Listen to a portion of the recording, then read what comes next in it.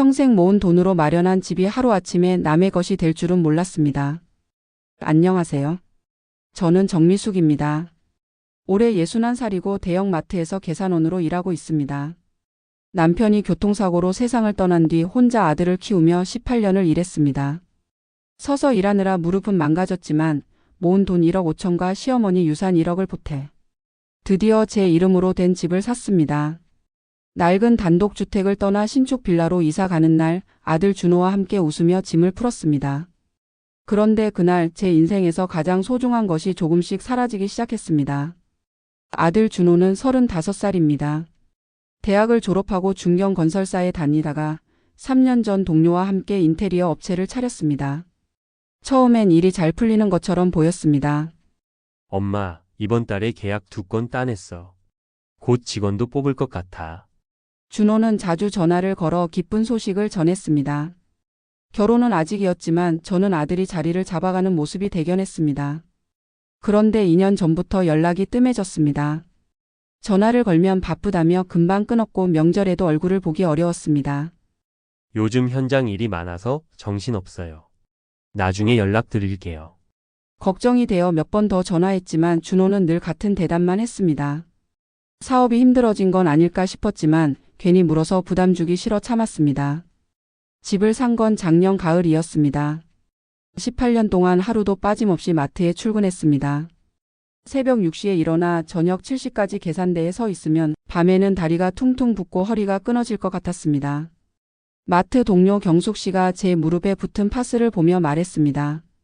미숙 언니, 병원 좀 가봐요. 무릎이 왜 이렇게 부었어요? 괜찮아. 저녁에 찜질하면 나아. 언니는 참 대단해요. 나 같으면 진작 관뒀을 거예요. 저는 웃으며 고개를 저었습니다.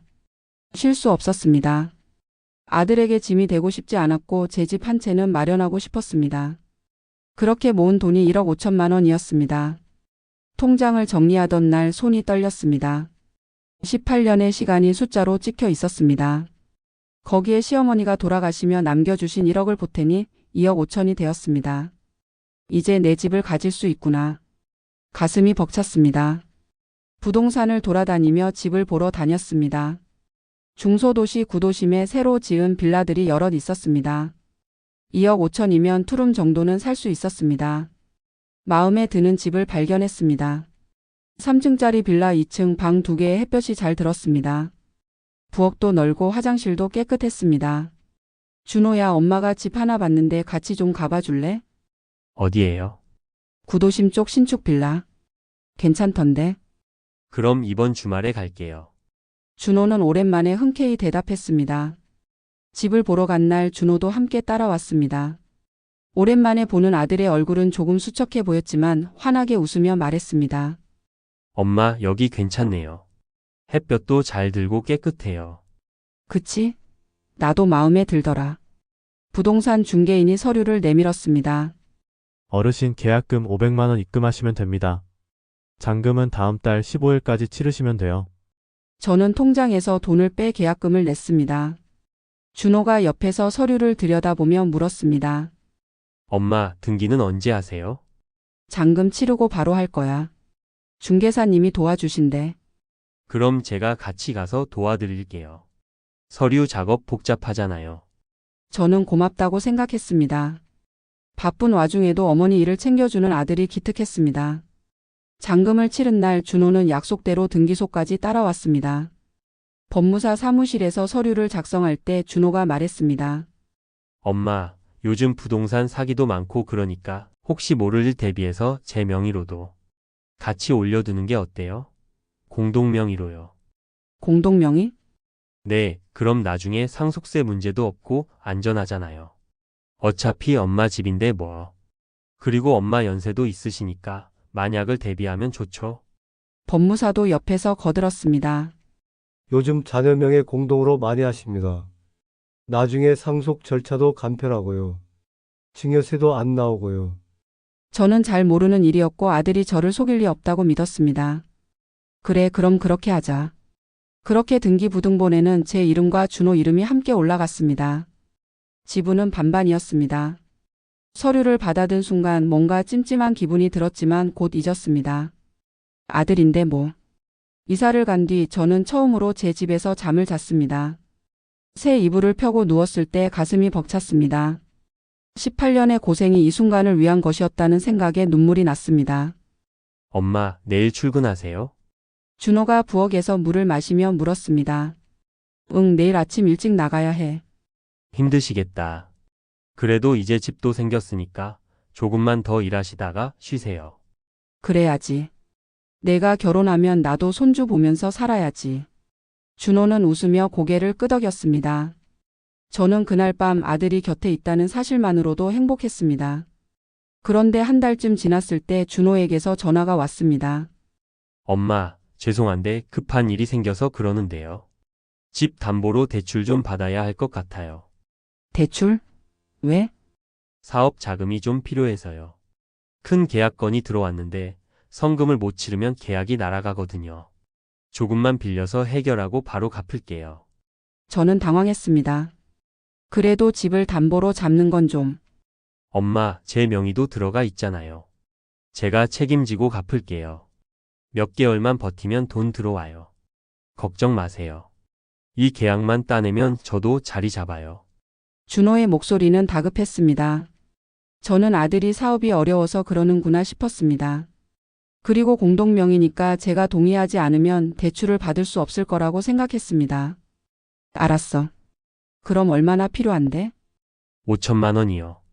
금방 갚을게요. 정말 감사합니다, 엄마. 저는 은행에 가서 서류에 도장을 찍었습니다. 준호는 고맙다며 제 손을 꼭 잡았습니다. 그 뒤로 석 달이 지났습니다. 준호는 한 번도 집에 오지 않았고 전화도 받지 않았습니다. 문자를 보내도 답이 없었습니다. 준호야, 요즘 어떻게 지내니? 대출은 잘 갚고 있니? 준호야, 연락 좀 해라. 엄마 걱정된다. 아들아, 무슨 일 있니? 전화 좀 받아라. 문자는 읽은 표시만 뜰 뿐 답장은 오지 않았습니다. 마트에서 일하면서도 마음이 불안했습니다. 계산을 하다가도 자꾸 핸드폰을 확인했습니다. 경숙 씨가 물었습니다. 언니, 무슨 일 있어요? 요즘 안색이 안 좋은데 아니야, 그냥 좀 피곤해서. 아들 잘 지내죠? 응.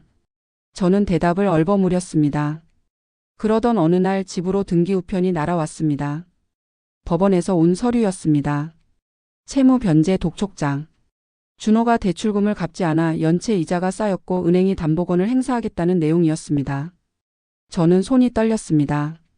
급히 은행에 전화를 걸었습니다. 제 집이 담보로 잡혀 있는데요. 아들이 대출을 갚지 않았나 봐요. 네, 고객님. 현재 연체액이 600만 원입니다. 15일 안에 변제하지 않으시면 경매 절차에 들어갑니다. 경매요? 네, 담보물을 매각해서 채무를 변제하는 겁니다.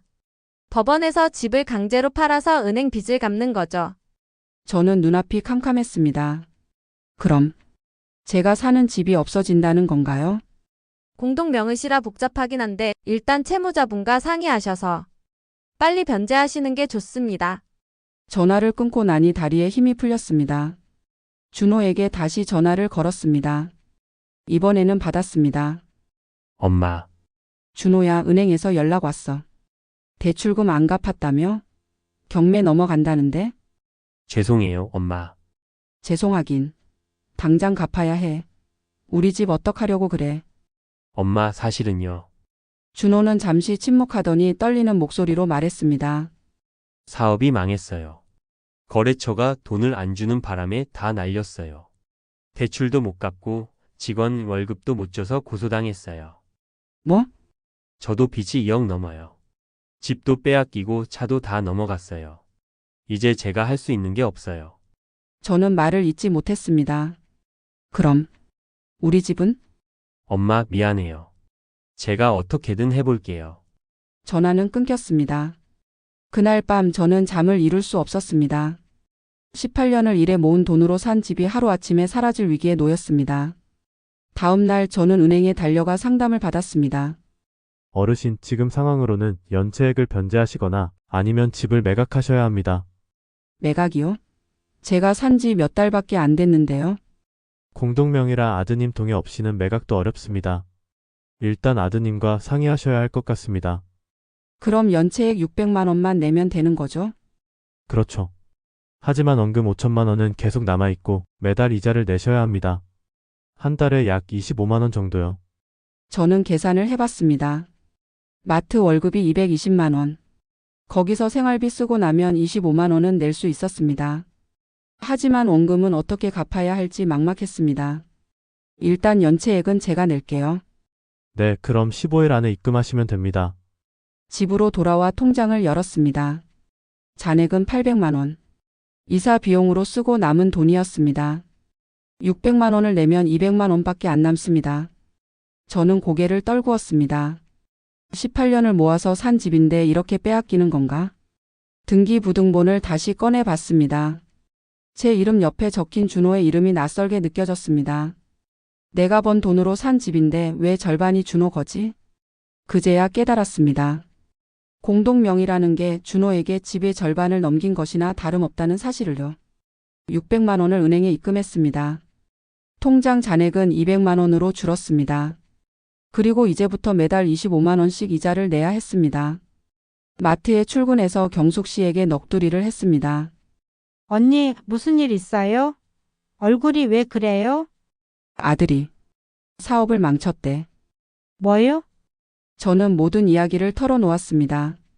집을 샀는데 공동명의로 했고 아들이 담보대출을 받았다가 갚지 못해 경매 위기에 처했다는 것까지. 경숙 씨는 깜짝 놀라며 말했습니다. 언니, 그거 큰일인데요. 공동명이면 언니 마음대로 못 하잖아요. 알아? 그래서 지금 이자라도 내고 있어. 아들은 뭐래요? 연락이 안 돼. 전화해도 안 받아. 경숙 씨는 한숨을 쉬었습니다. 에휴, 자식이 원수네. 언니가 얼마나 고생해서 그 집 샀는데. 저도 한숨이 나왔습니다. 일주일 뒤 준호가 집에 찾아왔습니다. 수척한 얼굴에 턱수염이 자라 있었습니다. 엄마, 어서 와. 밥은 먹었니? 네. 준호는 거실에 앉았습니다. 저는 물 한 잔을 내밀며 물었습니다. 은행 일은 어떻게 되니? 엄마가 연체액은 냈어. 엄마 죄송해요.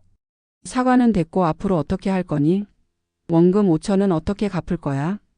준호는 고개를 숙였습니다. 엄마, 제가 방법을 찾았어요. 방법? 집을 파는 거예요. 저는 귀를 의심했습니다. 뭐라고? 지금 이 집 시세가 2억 8천 정도 돼요. 팔면 대출 갚고도 2억은 남아요. 그 돈으로 엄마는 작은 원룸이라도 얻으시고 저는 빚 정리하고 다시 시작할게요. 미쳤니? 이 집이 내가 18년 일해서 산 집이야. 엄마, 지금 이러다간 경매 넘어가요. 그럼 더 손해예요. 차라리 지금 팔아서 정리하는 게 나아요. 내 맘대로 집을 팔겠다고? 내 이름도 들어가 있는 집인데? 준호는 가방에서 서류를 꺼냈습니다. 엄마, 여기 도장만 찍어주시면 돼요. 매수자는 이미 구했어요. 뭐? 친구 소개로 금매로 내놨어요. 2억 6천에 계약하기로 했어요. 다음 주에 계약금 들어와요. 저는 서류를 낚아챘습니다. 내가 지금 뭐 하는 거니? 내 동의도 없이 집을 팔아? 엄마 공동명의잖아요. 제 지분은 제가 처분할 수 있어요. 엄마 지분만 넘기시면 돼요. 안 돼. 절대 안 돼. 저는 소리쳤습니다. 준호는 고개를 숙인 채 말했습니다. 엄마, 경매 넘어가면 엄마도 손해예요. 제발 도장만 찍어주세요. 나가. 당장 나가. 저는 준호를 밀쳤습니다. 준호는 비틀거리며 일어섰습니다. 엄마, 생각 좀 해보세요. 이게 최선이에요. 나가라고. 준호는 결국 집을 나갔습니다. 그날 밤 저는 등기부등본을 붙들고 울었습니다. 18년의 세월이 한순간에 무너져 내리는 기분이었습니다. 내가 뭘 잘못한 거지? 아들을 믿은 게 잘못인가? 머릿속이 하얘졌습니다. 며칠 뒤 준호에게서 문자가 왔습니다. 엄마, 죄송해요. 하지만 선택의 여지가 없어요.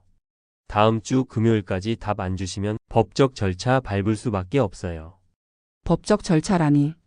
제 아들이 저를 상대로 소송을 하겠다는 건가요? 다음 날 마트에 출근했지만 일이 손에 잡히지 않았습니다. 계산을 하다가도 자꾸 멍해졌습니다. 미숙 씨 괜찮아요? 손님이 걱정스럽게 물었습니다. 아, 네. 죄송합니다.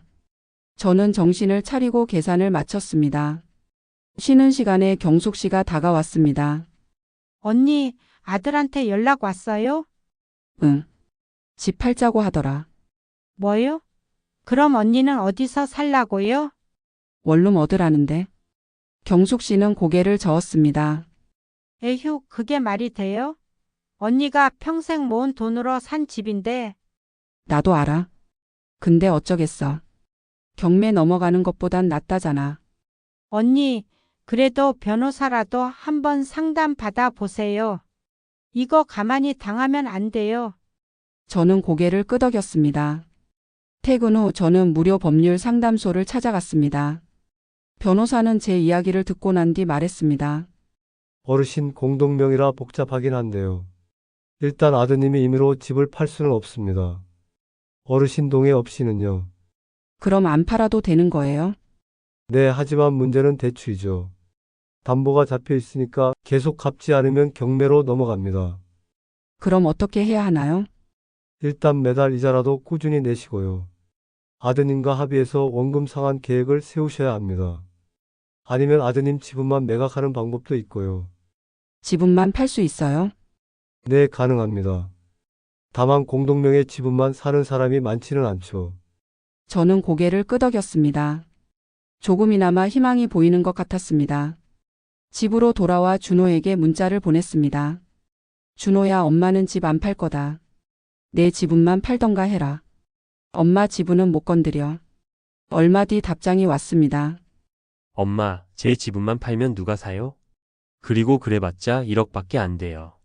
빚 갚기에도 부족해요. 그건 내 문제고 엄마는 집 안 판다. 엄마 고집 부리지 마세요. 이러다 경매 넘어가면 끝이에요. 저는 더 이상 답장하지 않았습니다. 그날 밤 저는 침대에 누워 천장을 바라봤습니다. 어떻게 해야 하지? 매달 25만 원씩 이자를 내며 버틸 수는 있습니다.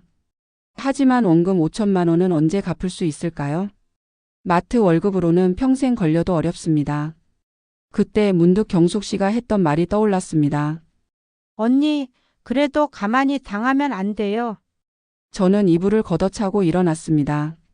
그래, 가만히 당할 순 없어. 다음 날 저는 마트에 출근하지 않고 동사무소로 향했습니다. 혹시 도움받을 수 있는 제도가 있을까 싶어서였습니다. 창구 직원에게 사정을 설명했습니다. 어르신 기초생활수급자 신청은 재산 기준이 있어서요. 집이 있으시면 어렵습니다. 그럼 다른 방법은 없나요? 긴급복지 지원은 일시적인 위기 상황에만 가능하고요. 법률 구조 쪽은 무료 상담은 되는데 실제 소송 비용까지는 지원이 안 될 수도 있어요. 저는 한숨을 쉬었습니다. 감사합니다.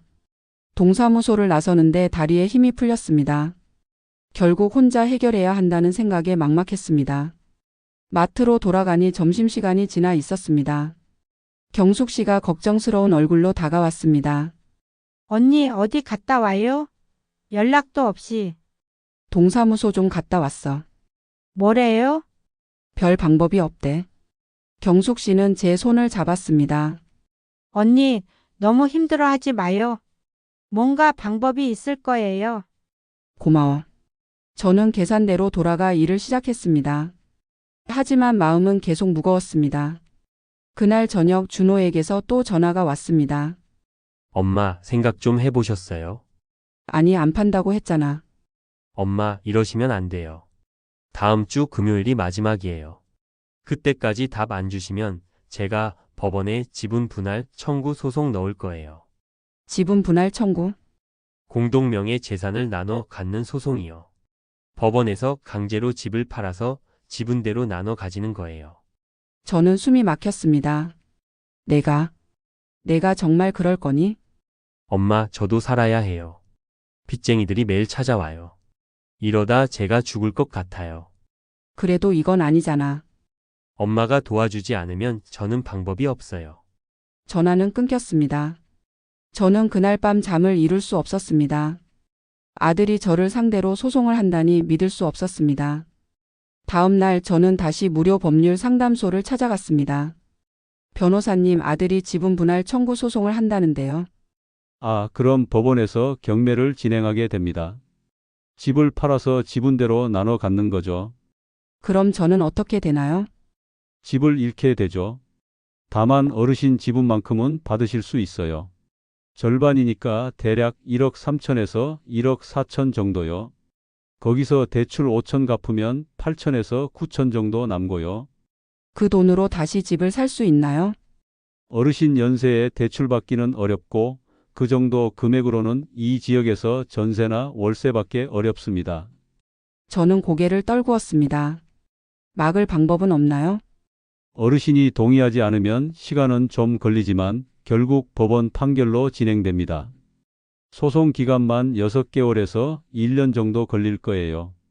1년이요? 네, 그 기간 동안은 계속 사실 수 있어요. 다만 이자는 계속 내셔야 하고요. 저는 한숨을 쉬었습니다. 집으로 돌아오는 길에 작은 분식집 앞을 지나게 되었습니다. 가게 앞에 구인 종이가 붙어 있었습니다.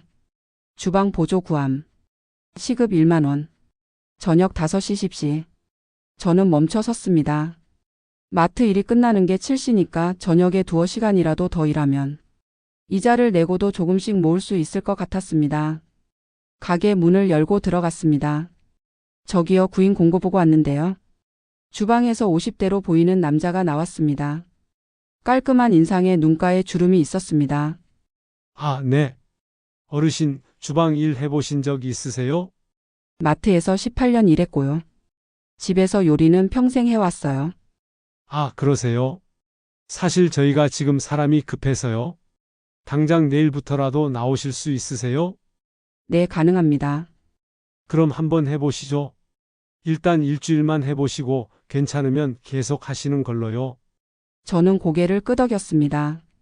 다음 날부터 저는 마트 일을 마치고 분식집으로 향했습니다. 가게 이름은 바른 분식이었습니다. 사장님 이름은 박상진이었습니다. 어르신, 성함이 어떻게 되세요? 정미숙입니다. 아, 미숙 씨. 편하게 부를게요. 여기 앞치마 두르시고요. 일단 설거지랑 재료 손질부터 배워보세요. 저는 앞치마를 두르고 일을 시작했습니다. 설거지를 하고 파를 썰고 떡볶이 국물을 끓이는 일이었습니다. 생각보다 일이 손에 잘 맞았습니다. 마트에서 서서 일하는 것보다는 훨씬 나았습니다. 미숙 씨, 손이 빠르시네요. 일이 재미있어요. 박상진 씨는 웃으며 고개를 끄덕였습니다. 일주일이 지났습니다. 박상진 씨는 제게 말했습니다. 미숙 씨, 일 잘하시네요. 계속 나오실 수 있죠? 네, 감사합니다. 그럼 다음 주부터는 시급 1만 2천으로 올려드릴게요. 정말요? 네, 미숙 씨 덕분에 제가 일이 훨씬 수월해졌어요. 저는 고맙다고 인사했습니다. 저녁 일을 하면서 저는 박상진 씨와 조금씩 이야기를 나누게 되었습니다. 사장님은 혼자 사세요? 네, 이혼하고 혼자 살아요. 아, 그러세요? 아이는 전처가 키우고 있어요. 한 달에 한 번 보러 가고요. 박상진 씨의 목소리에는 쓸쓸함이 묻어났습니다. 힘드시겠어요? 뭐 이제 익숙해졌어요. 미숙 씨는 가족이 어떻게 되세요? 저는 잠시 망설였습니다. 아들 하나 있어요. 아, 그럼 아들이 잘 챙겨주겠네요. 저는 대답하지 못했습니다. 한 달이 지났습니다. 마트 월급 220만 원에 분식집 월급 60만 원을 합치니 280만 원이 되었습니다. 거기서 생활비 100만 원, 대출 이자 25만 원을 쓰고 나면 155만 원이 남았습니다. 조금씩이지만 돈이 모이고 있었습니다. 그런데 문제는 준호였습니다. 약속했던 금요일이 지났고 며칠 뒤 법원에서 등기 우편이 날아왔습니다. 지분 분할 청구 소송 접수 통지서. 준호가 정말로 소송을 넣은 것입니다. 저는 다시 무료 법률 상담소를 찾아갔습니다. 변호사님, 소송 통지서가 왔어요. 네, 일단 답변서를 제출하셔야 해요. 어르신의 집을 지키고 싶다는 의사를 밝히시는 거죠. 그럼 안 팔아도 되나요? 아니요, 결국 법원에서 판결을 내리면 경매로 진행됩니다. 다만 시간을 좀 벌 수는 있어요. 얼마나요? 6개월에서 1년 정도요. 그 사이에 어르신이 대출을 다 갚거나 아드님 지분을 사들이시면 되는데 제가 어떻게 1억이 넘는 돈을 구해요? 변호사는 안타까운 표정을 지었습니다. 죄송합니다. 제가 도와드릴 수 있는 게 많지 않네요. 집으로 돌아오는 길에 눈물이 났습니다. 평생 모은 돈으로 산 집을 아들에게 빼앗기게 생겼습니다. 분식집에 출근하니 박상진 씨가 물었습니다. 미숙 씨, 안색이 안 좋은데 무슨 일 있어요? 아니에요, 괜찮아요. 거짓말? 제가 봐도 많이 힘들어 보이는데요. 저는 더 이상 참을 수 없었습니다. 눈물이 쏟아졌습니다. 사장님, 죄송해요. 그냥 너무 힘들어서. 박상진 씨는 당황하며 휴지를 건넸습니다. 괜찮아요. 천천히 말씀해 보세요. 저는 모든 이야기를 털어놓았습니다. 18년을 일해 모은 돈으로 집을 샀는데 아들이 공동 명의로 해달라고 해서 했고, 아들이 담보 대출을 받았다가 갚지 못해 지금은 소송까지 당하고 있다는 것까지. 박상진 씨는 조용히 듣고 있었습니다. 이야기를 다 듣고 난 뒤 박상진 씨가 말했습니다. 미숙 씨, 제가 변호사 한 명 아는데 한번 상담받아 보실래요? 제 지인이라 비용 걱정 안 하셔도 돼요. 정말요? 네, 제가 연락해 볼게요. 이틀 뒤 저는 박상진 씨가 소개해준 변호사를 만났습니다. 40대 중반의 여자 변호사였습니다. 어르신, 일단 소송 자체를 막을 수는 없어요. 하지만 시간을 최대한 끌면서 그 사이에 해결 방법을 찾아보는 게 좋을 것 같아요. 어떤 방법이요? 일단 어르신이 대출 이자를 꾸준히 내고 계시니까 은행 쪽에서는 큰 문제가 없어요. 다만 아드님 빚이 문제인데 아드님 빚은 아드님 개인 빚이니까 어르신이 책임질 필요는 없어요. 그럼 집은요? 아드님 지분만 매각하는 방법도 있고 아니면 어르신이 아드님 지분을 매입하는 방법도 있어요. 다만 돈이 필요하긴 하죠. 저는 한숨을 쉬었습니다. 제가 어디서 그런 돈을 구해요? 일단 시간을 벌면서 생각해 보세요. 제가 답변서는 작성해 드릴게요. 답변서를 제출하고 한 달이 지났습니다. 법원에서 조정 기일 통지서가 왔습니다. 준호와 제가 법원에서 만나 합의를 시도하는 자리였습니다. 조정 기일 당일 저는 법원에 갔습니다. 준호도 와 있었습니다. 오랜만에 본 준호는 더욱 수척해져 있었습니다. 눈 밑에 다크서클이 짙었고 옷차림도 남루했습니다. 조정위원이 말했습니다. 어머니와 아드님이 합의점을 찾아보셨으면 합니다. 일단 아드님 입장부터 들어볼까요? 준호가 말했습니다. 저는 빚이 2억 5천만 원입니다. 빚쟁이들이 매일 찾아오고 신용불량자가 되어서 일도 구할 수가 없어요. 집을 팔아서 빚을 정리하고 다시 시작하고 싶습니다. 조정위원이 저를 보았습니다. 어머니는 어떻게 생각하시나요? 제가 18년을 일해서 모은 돈으로 산 집입니다. 아들이 공동명의 하자고 해서 해줬는데 이렇게 빼앗아 가려고 하는 건 말이 안 됩니다. 하지만 법적으로는 공동명이니까 아드님 지분도 인정되는 거죠.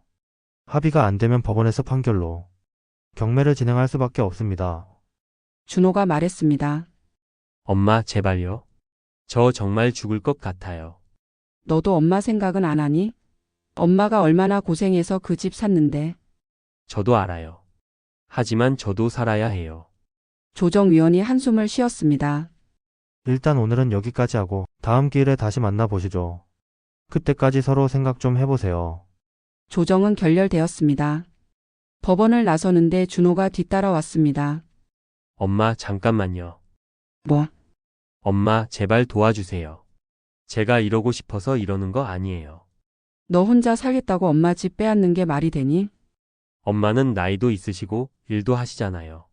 작은 집이라도 구하실 수 있어요. 근데 저는 정말 아무것도 없어요. 그래서 엄마한테 손 벌리는 거니? 준호는 고개를 숙였습니다. 저는 더 이상 할 말이 없었습니다. 발걸음을 돌렸습니다. 분식집에 출근하니 박상진 씨가 물었습니다. 법원은 어떻게 됐어요? 합의 안 됐어요.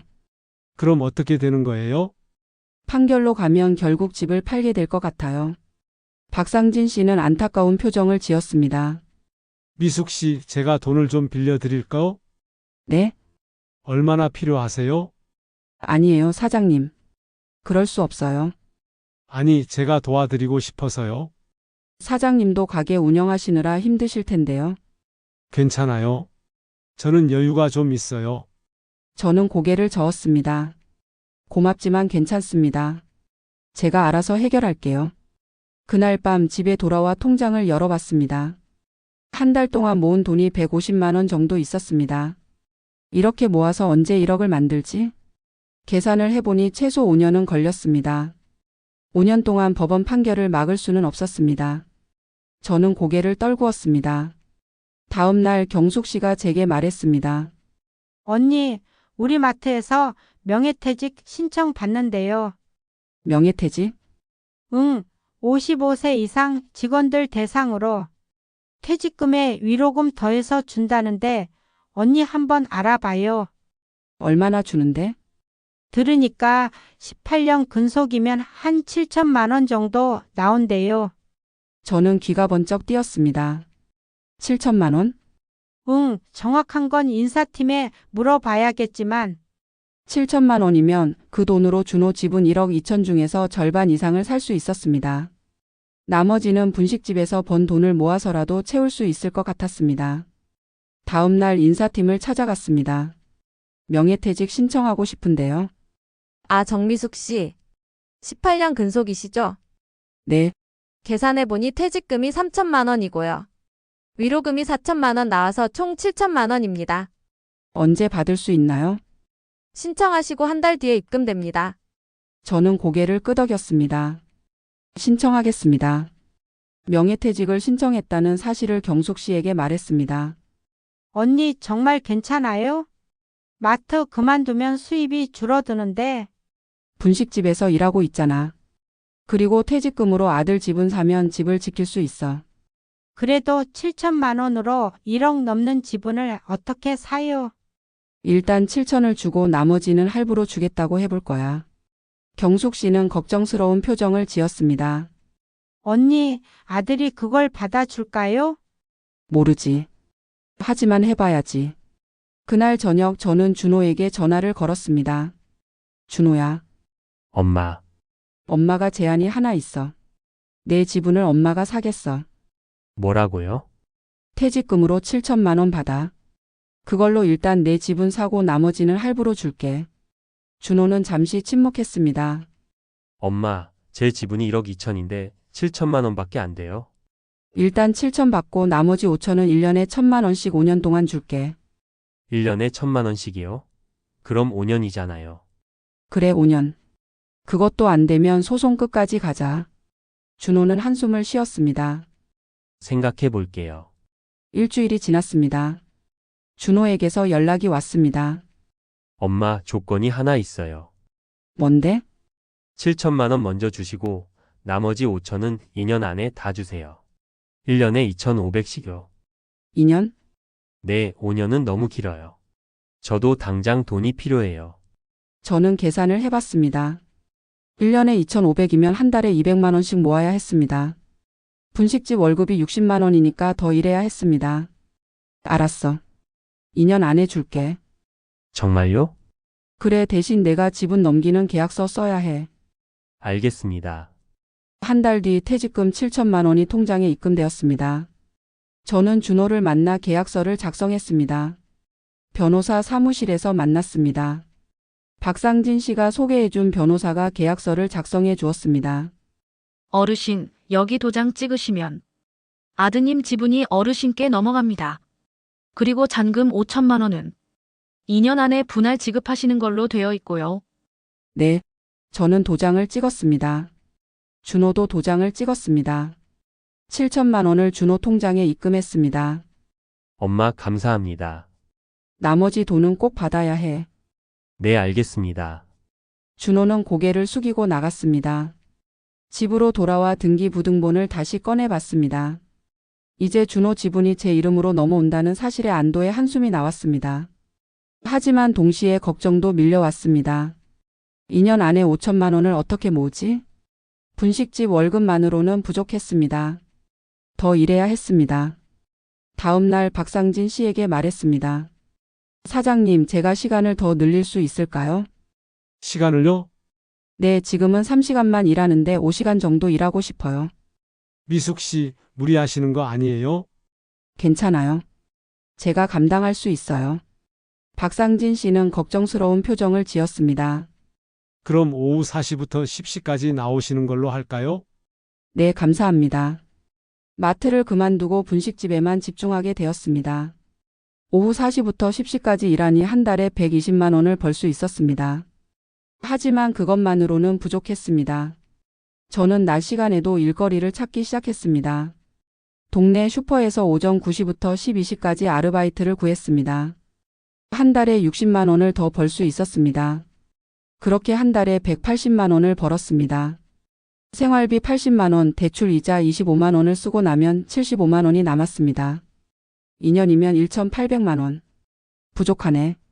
더 일해야 했습니다. 그때 박상진 씨가 제안을 했습니다. 미숙 씨, 제가 주말에 출장 뷔페 일을 하는데 같이 하실래요? 출장 뷔페요?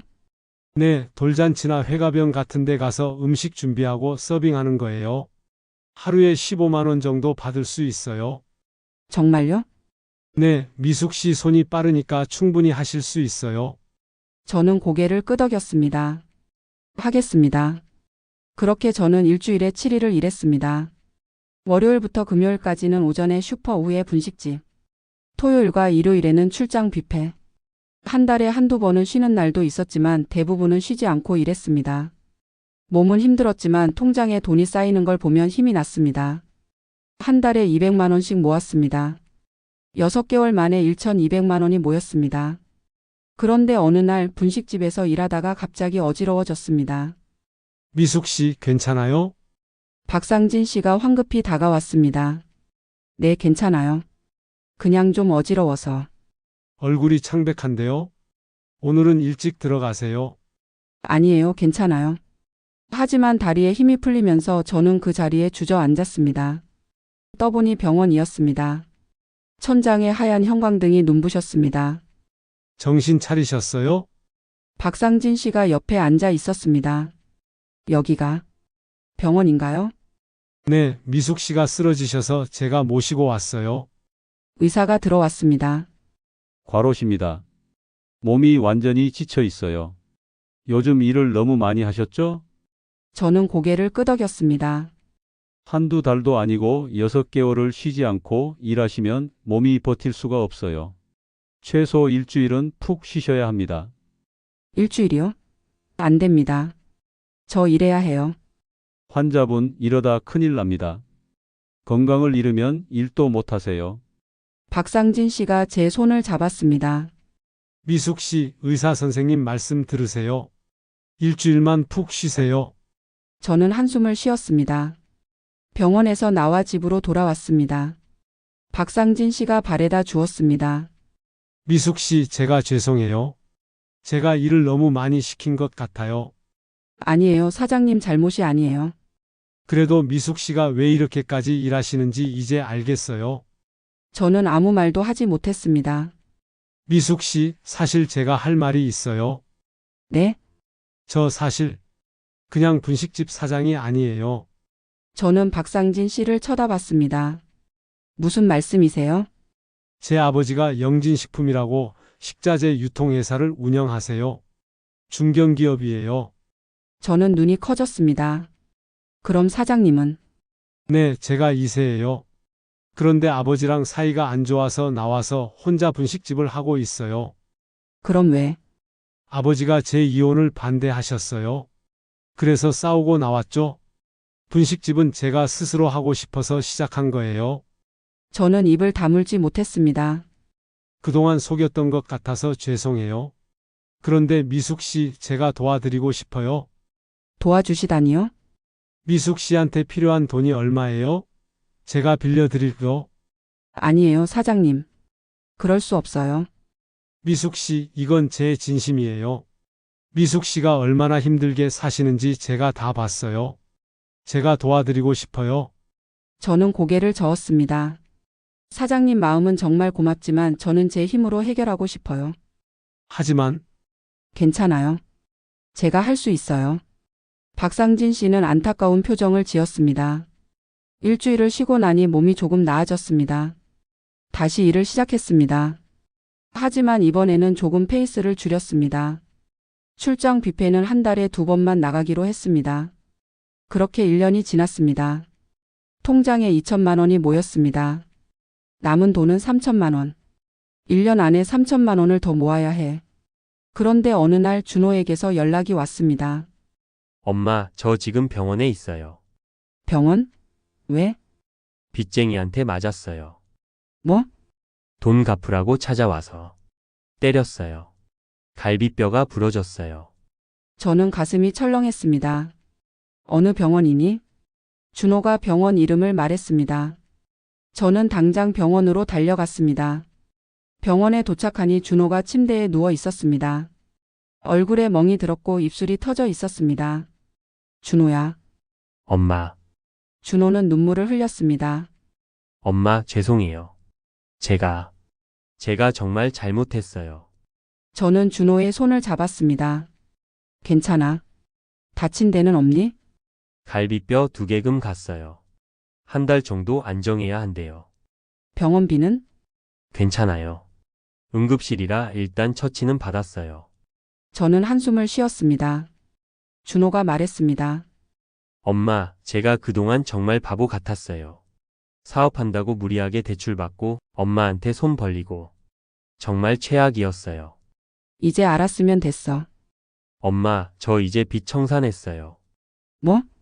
엄마가 주신 7천만 원으로 급한 빚은 다 갚았어요. 남은 빚은 개인회생 신청해서 정리하고 있어요.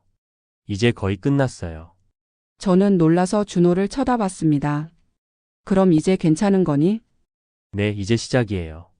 저 요즘 작은 건설 현장에서 일용직으로 일하고 있어요. 돈은 많이 못 벌지만 그래도 제 힘으로 벌고 있어요. 그래, 잘했다. 엄마, 나머지 5천만 원. 제가 꼭 드릴게요.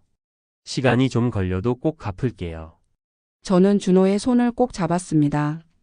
천천히 해. 내가 건강하게 사는 게 더 중요해. 준호는 다시 눈물을 흘렸습니다. 병원을 나서는데 박상진 씨에게서 전화가 왔습니다. 미숙 씨, 오늘 가게 못 나오신다고 하셨죠? 괜찮으세요?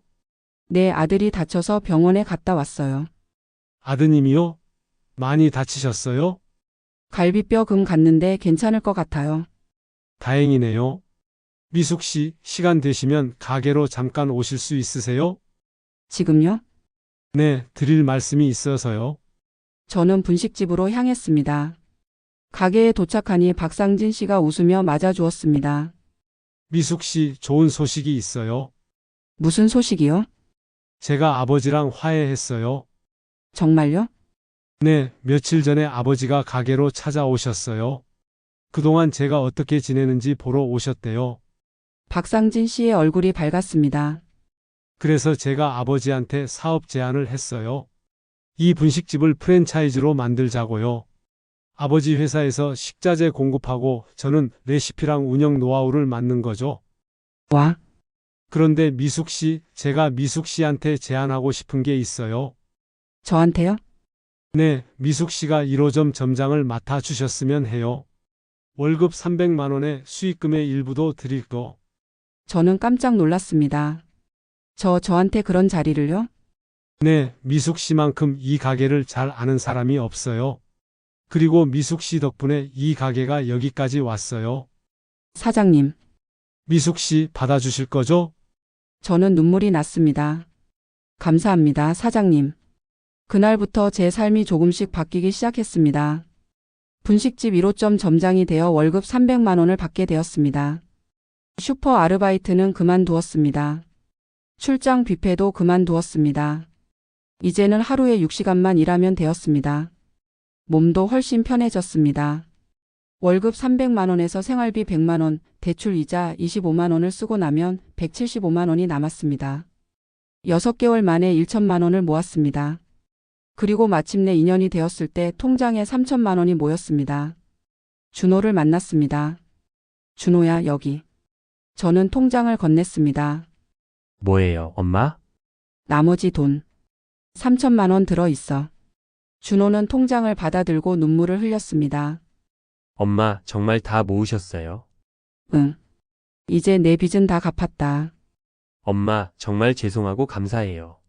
그래, 이제 너도 열심히 살아라. 준호는 고개를 끄덕였습니다. 엄마, 저 요즘 기술 배우고 있어요.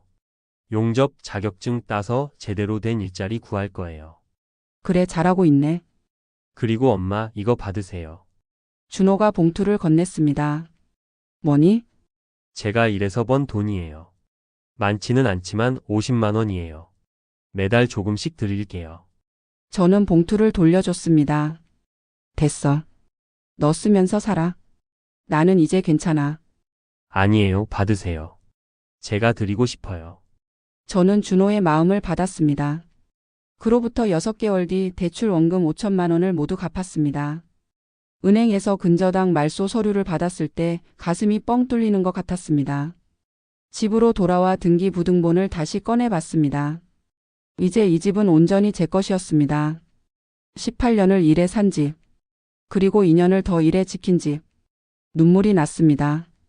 하지만 이번에는 기쁨의 눈물이었습니다. 오늘은 분식집 2호점 오픈하는 날입니다.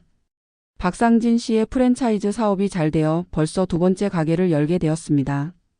오픈 행사장에 준호도 왔습니다. 엄마, 축하드려요. 고마워. 엄마, 저도 곧 취직할 것 같아요. 용접 자격증 땄거든요.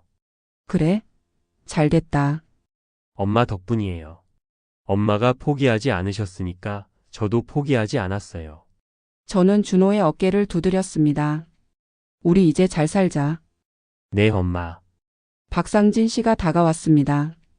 미숙 씨, 오늘 고생 많으셨어요. 아니에요, 사장님. 제가 더 감사하죠. 미숙 씨 덕분에 저도 새로운 시작을 할 수 있었어요. 아버지랑도 화해하고 사업도 시작하고. 사장님이 잘하신 거예요. 미숙 씨, 다음 달에 3호점도 열 거예요. 미숙 씨가 전체 매장, 총괄 점장 맡아주실 수 있으세요? 월급 500만 원 드릴 거. 저는 깜짝 놀랐습니다. 정말요? 네, 미숙 씨가 아니면 안 돼요. 감사합니다, 사장님. 그날 밤 집으로 돌아와 침대에 누웠습니다. 20년의 시간이 주마등처럼 지나갔습니다. 남편을 잃고 혼자 아들을 키우며 18년을 일했습니다. 집을 샀지만 빼앗길 뻔했고 2년을 더 일해 지켜냈습니다. 그 과정에서 많은 것을 잃었지만 더 많은 것을 얻었습니다. 무엇보다 제 힘으로 살아갈 수 있다는 자신감을 얻었습니다. 그리고 준호도 다시 일어설 수 있었습니다. 힘들었지만 견뎌냈구나. 저는 눈을 감았습니다. 며칠 뒤 경숙 씨에게서 연락이 왔습니다. 언니, 오랜만이에요. 요즘 어떻게 지내요? 잘 지내. 너는? 저도 잘 지내요. 그런데 언니, 들었어요. 분식집 총괄 점장 됐다며요? 응, 그렇게 됐어. 대단해요, 언니. 진짜 존경스러워요. 뭐가 대단해. 그냥 열심히 일했을 뿐이야. 아니에요. 언니는 정말 대단해요. 저라면 중간에 포기했을 거예요. 저는 웃었습니다. 경수가 사람은 포기하지 않으면 길이 보여. 네, 언니. 저도 언니 보고 배울게요. 그로부터 1년이 지났습니다. 분식집은 5점까지 늘어났고 저는 전체 매장을 관리하는 총괄 점장이 되었습니다. 월급도 600만 원으로 올랐습니다. 준호는 대기업 협력업체에 취직해서 안정적으로 일하고 있습니다. 한 달에 한 번씩 집에 와서 밥을 먹고 용돈도 드립니다. 엄마, 내년에 결혼할 것 같아요. 정말? 누구랑? 직장 동료예요. 좋은 사람이에요. 그래, 잘 됐다. 엄마가 결혼 자금 좀 보태줄게. 아니에요, 엄마. 제가 알아서 할게요. 엄마는 이제 편하게 사세요. 저는 준호의 손을 잡았습니다. 그래, 고맙다. 오늘 저녁 분식집 1호점에 앉아 떡볶이를 먹고 있습니다. 박상진 씨가 옆에 앉았습니다. 미숙 씨, 오늘도 고생 많으셨어요. 아니에요, 사장님. 미숙 씨, 제가 그동안 느낀 게 있어요. 뭔데요? 사람은 절망 속에서도 희망을 찾을 수 있다는 거요. 미숙 씨를 보면서 배웠어요. 저는 웃었습니다. 사장님이 절 많이 도와주셨잖아요. 아니에요. 미숙 씨가 스스로 일어서신 거예요. 저는 고개를 끄덕였습니다. 집으로 돌아가는 길에 하늘을 올려다봤습니다. 별이 총총히 빛나고 있었습니다. 여보, 당신 걱정 마. 나 잘 살고 있어. 준호도 잘 크고 있고. 남편이 떠난 지 20년이 지났지만 여전히 그리웠습니다. 하지만 이제는 슬프지 않았습니다. 감사했습니다. 덕분에 내가 강해졌어. 고마워. 집에 도착해 문을 열었습니다. 따뜻한 불빛이 저를 맞아 주었습니다. 제 이름으로 된, 제 힘으로 지켜낸 제 집이었습니다. 저는 현관에 신발을 벗으며 미소를 지었습니다. 이제 시작이야. 앞으로 더 잘 살아갈 거야. 그렇게 저는 새로운 하루를 준비했습니다.